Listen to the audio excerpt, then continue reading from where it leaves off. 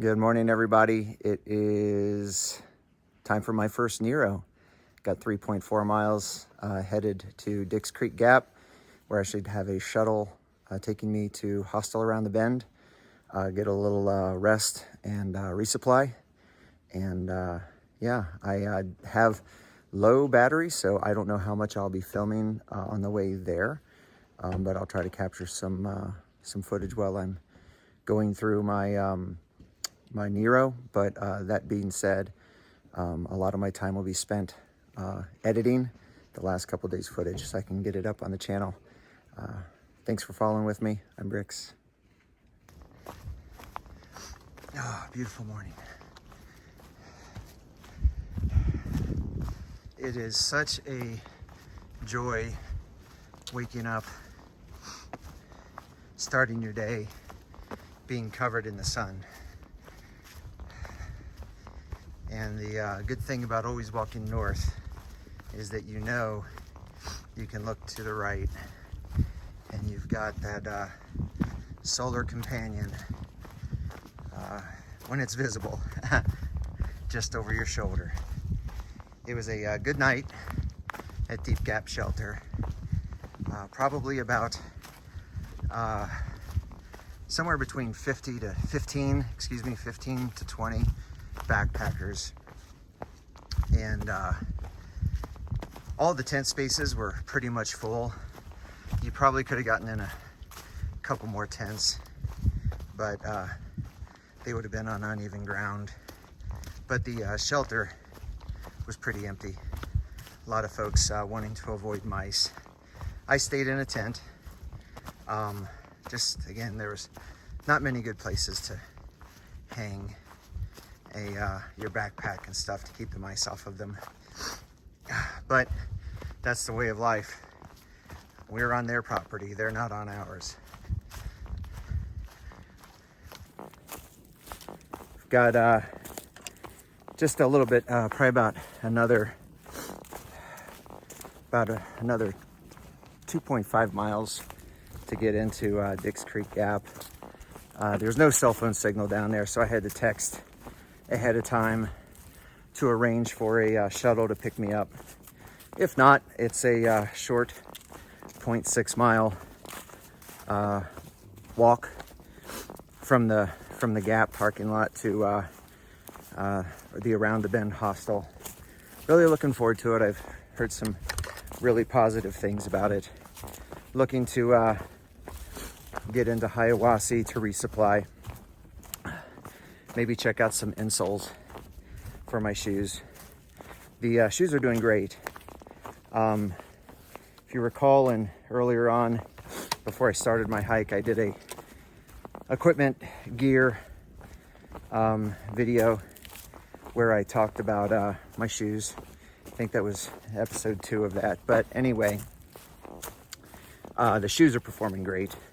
The soles are thin though, and you really can feel every rock, pebble, and root underneath them. And so as a result, you could call me tenderfoot, but the bottoms of my feet are not injured. They're just sore, kind of like from taking a pounding. So I might try to find some Superfeet insoles to replace the current ones. They're a little bit more rigid. They can, you can melt them and conform them to your feet, and might give me a little bit more support, but also maybe a little bit more thickness, just enough to maybe so I'm not feeling so much pressure from the rocks and roots. But that being said, the rest of my body is performing great. Okay, so looking forward to getting into the Nero today. As I said, I'll be signing off for now for the day. I'll just finish off with some footage.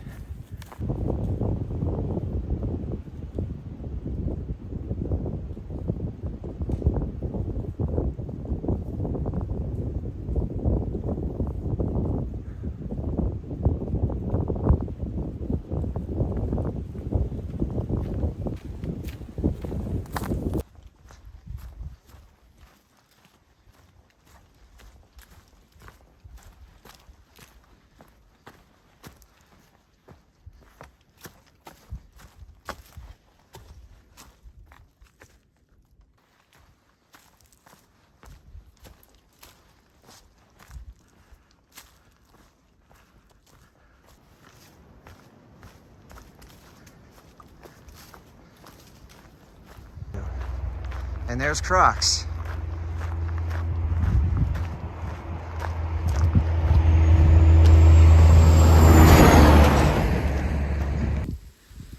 Good morning, everyone. It is day 7. This is a 0 day for me, and I am staying at the hostel around the bend near Clayton, Georgia, and Hiawassee, Georgia. I am 69.6 miles from Springer Mountain, where I started the AT. Still only 2,119.6 miles to go to Mount Katahdin. And I arrived here from Dix Creek Gap, which is 0.5 miles away. And that is where I'll start my day tomorrow. At which point I will cross the North Carolina border tomorrow.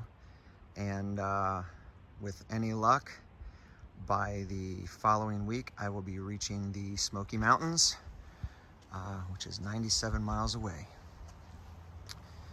So my 0 day was pre-planned even before I started the AT, because just out of respect for my body and understanding that I would need some rest as I get into the beginning of this journey. But I just wanted to show you around the hostel around the bend. They have these nice little individual cabins that people can rent if they choose. It gives you a little bit of privacy. But up at the main building, you have several different common areas where you can relax on a sofa. They actually have these really cool massage tools laying around, everything from leg massagers to foot massagers. They know who their clientele are. And they have shuttle services that take you into town for resupply. I did my resupply yesterday. They also have little pets. Don't know the doggies' names, but they are super cute. They only really like to be petted, though, if they know you have food. If you don't have food, they've got nothing for you. But that's okay. They have lots of 3 cats, I think. 3 cats around the property that like to lounge and sun all day.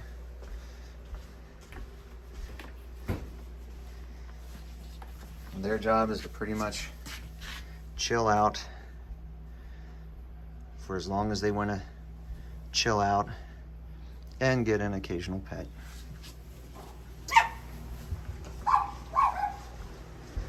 In between each of the areas, they have some, I think, double occupancy rooms that people can get for themselves. And as long as nobody is in the bunk room, I'll show you where the bunk room is, where I stayed last night. And it appears that no one is in here at the moment. So they have a total of 6 bunks. I stayed on the bottom bunk right there.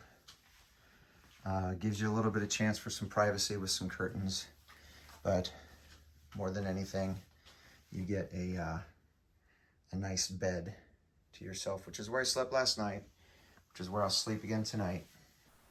It's interesting that the hostel around the bend also has a tree with the shoes in it. Makes me wonder if this is just out of more tradition, or if these are actually hikers that decided to get off trail at this point. 69.6 miles in. Hi everybody, so I am in the Walmart in Clayton, Georgia, and I am resupplying, and I had a question from the Grandview Elementary 5th grade class in terms of what am I carrying with me in terms of food. And so I am going to kind of do a quick show of what it is that I'm buying on a resupply as a demonstration of what it is that I eat while I'm on the trail. So very quickly, I am going to be staying at the hostel around the bend for the next 2 nights. And so while I'm here, I want to make sure I'm replenishing some good potassium and some good source of healthy plant-based fats. And so I have an avocado and 2 bananas. And I do also drink kombucha, which is a good probiotic to maintain gut health, because I'm not eating necessarily the healthiest things when I'm out on the trail, but I do have to eat those things because of the number of calories that I consume. And so for dinners, I choose dehydrated meals such as this one. This is a nor rice side.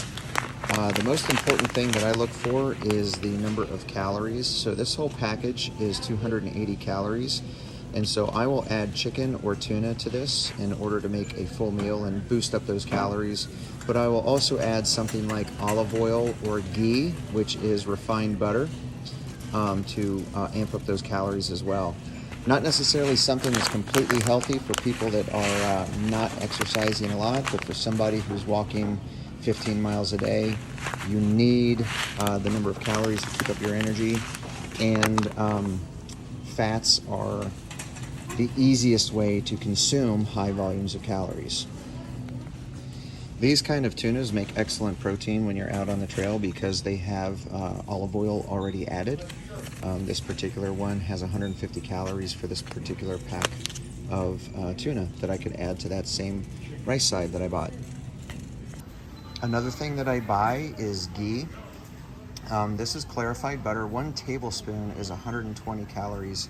And so I will add a tablespoon with everything, such as coffee, add a tablespoon to any meal or anything that I eat. It's a quick boost of calories that my body needs in order to sustain itself. I am also buying Nature Valley wafer peanut butter or chocolate bars. These are a really good snack because they're 200 calories per bar. Each bar, though, only weighs about 1.3 ounces. So the number of calories that I get per ounce is very good because ounces weigh up. So I have to keep track of how many ounces I'm carrying, because the more I carry, the more I carry, the heavier my pack is. And so I have to balance the number of calories that I'm eating with the number of with the weight of the item. And I do drink coffee every morning. So I have these little instant coffee packets that I add, but coffee has no calories in it. And so with my coffee, I add 1 packet of Carnation Breakfast Essentials with it. And each packet adds an additional 130 calories. If I were to use milk, it would even up it a bit, but I don't use milk, so it's 130 calories. So just having that includes more calories that I get to eat every day. So there you have it. There's a couple of things that I'm buying on this particular resupply and an example of what it is that I carry with me while I am backpacking. So that about does it for me for my Nero and 0-day activities. I have to go into town and send a mail drop box home with some items that I decided I don't need anymore. Just some small little knick-knack items. I did get a new pair of shoes. I had looked for a set of insoles, some Smart Feet insoles for my Ultra Lone Peaks, but the outfitters here did not have any insoles at all. But so I did buy a new pair of Ultras, a pair of Ultra Olympus 4s, which are still a 0-drop shoe, just a little bit thicker insole. Love the Ultra Lone Peaks, have no complaints about them in general. It's just that the rocks and roots here are pretty substantial, and I feel that each and every one of them more than I would like.